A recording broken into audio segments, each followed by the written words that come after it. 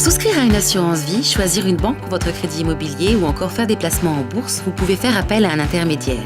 Les intermédiaires en assurance, banque et finance sont des entreprises qui interviennent en situation d'intermédiaire entre le consommateur, celui qui veut acheter un contrat d'assurance, un crédit ou un produit d'épargne financière, et les établissements d'assurance, les banques ou les établissements financiers qui donc conçoivent ces produits.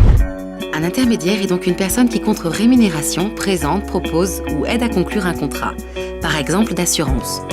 Donc il y a 4 intermédiaires qui sont identifiés dans notre réglementation, qui sont les courtiers d'assurance, les agents généraux d'assurance, les mandataires d'assurance et les mandataires d'intermédiaires d'assurance.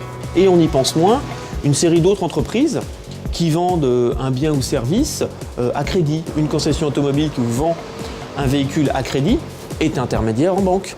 Un opérateur de téléphonie qui vous vend un téléphone avec de l'assurance perte-vol du téléphone est intermédiaire en assurance. Autre exemple, les entreprises de pompes funèbres, ces entreprises vendent ce qu'on appelle des conventions obsèques. Et le support de cette convention, c'est un contrat d'assurance. Les entreprises de pompes funèbres sont intermédiaires en assurance. Les agents généraux et les courtiers sont les plus représentés puisque dans toute la France, on compte entre 15 et 20 000 entreprises. Un intermédiaire peut aussi vous aider à financer un projet immobilier. Il y a vraiment 2 classes, les courtiers qui sont totalement dépendants et les mandataires qui sont dépendants des banques, même s'ils ont plusieurs banques. C'est là où il y a une responsabilité de conseil vis-à-vis du consommateur qui est différente. Les intermédiaires en assurance, banque et finance regroupent donc un grand nombre de métiers. Mais existe-t-il un moyen de vérifier si ces entreprises sont agréées ? Toutes les personnes qui ont cette activité d'intermédiaire doivent être immatriculées à l'ORIAS, agréées à l'ORIAS. C'est le même principe que quand vous faites appel à un médecin, il doit être inscrit à l'ordre des médecins. C'est tout à fait la même chose. L'ORIAS est un registre public mis en place en 2007 par les pouvoirs publics pour protéger le consommateur. Le consommateur va sur notre site internet www.orias.fr, qui est un site public accessible par tous, où il peut vérifier qu'il s'agit du bon interlocuteur et que cette personne est bien agréée et bien immatriculée pour vendre de l'assurance, de la banque ou de la finance, et dans quel cadre il le vend, etc. C'est un vrai métier de proximité. Il faut savoir que la taille de nos entreprises aujourd'hui, la taille moyenne, c'est environ 4 à 5 salariés. Un métier de proximité qui sous-entend un certain nombre de devoirs de la part de l'intermédiaire. L'intermédiaire doit transmettre un certain nombre d'informations sur son activité, son identité. Et notamment son numéro d'identification ORIAS. Cela permet d'être certain que le professionnel respecte toutes les conditions d'exercice fixées par la loi. Éventuellement, de faire des vérifications sur Internet, qu'il est régulièrement enregistré. Au même titre que les courtiers en assurance, nous avons aujourd'hui obligation, à partir du 1er janvier 2013, d'être inscrits effectivement auprès de l'ORIAS et bien sûr d'avoir l'ensemble des compétences. Donc c'est soit des formations, soit des diplômes nécessaires à l'exercice de la profession, des assurances, une responsabilité civile professionnelle et puis le devoir d'apporter le conseil nécessaire pour la bonne compréhension du projet qui est proposé à l'emprunteur. L'intermédiaire a donc également un devoir de conseil pour lequel un climat de confiance est indispensable.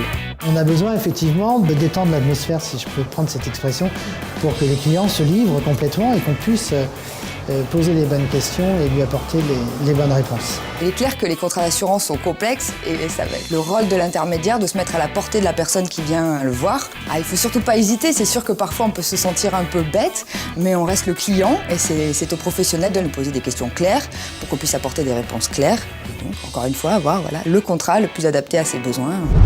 Enfin, dernière obligation pour un intermédiaire. Et toutes ces informations et ces conseils que nous allons évoquer oralement, l'intermédiaire devra vous les remettre par écrit. Et idéalement, si le consommateur est d'accord, c'est un document qui devra être signé par le consommateur et qui restera au sein du dossier du client. À partir de là, l'intermédiaire fera un tour des offres pour vous apporter le contrat qui correspond le mieux à vos besoins. Je vais vous dire, voilà, j'ai interviewé 4-5 compagnies d'assurance et voilà celle avec laquelle effectivement nous estimons que la réponse qui va vous être apportée est celle qui correspond aux besoins que vous avez exprimés. Au-delà du devoir d'information que nous lui devons en apportant notre expertise, lui proposer des solutions, plusieurs banques, plusieurs produits, il faut pouvoir les comparer. Donc nous devrons lui remettre un document qui justifie effectivement cette mise en avant de plusieurs situations, de plusieurs possibilités d'établissements bancaires et de solutions de financement qui lui permettent de connaître l'ensemble des éléments de son contrat pour pouvoir choisir librement. Les intermédiaires ont donc des obligations générales, mais si vous voulez souscrire un contrat d'assurance vie, ces obligations sont renforcées.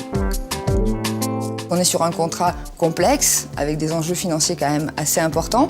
Donc ils doivent non seulement vous conseiller sur un contrat adapté, mais également vous mettre en garde. Par exemple, vous prenez un contrat avec des risques de perte, l'intermédiaire doit vous mettre en garde sur les risques que vous prenez en souscrivant ce contrat-là. Il engage sa responsabilité s'il ne conseille pas correctement et surtout s'il ne met pas en garde.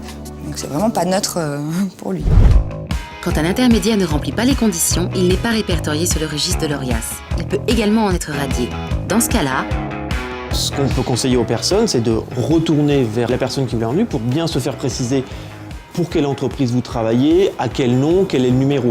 Ça peut être seulement une erreur de communication, ou ça peut être plus profond, effectivement, la personne n'est pas inscrite. Dans ces cas-là, il est conseillé de ne pas continuer à passer un contrat avec lui.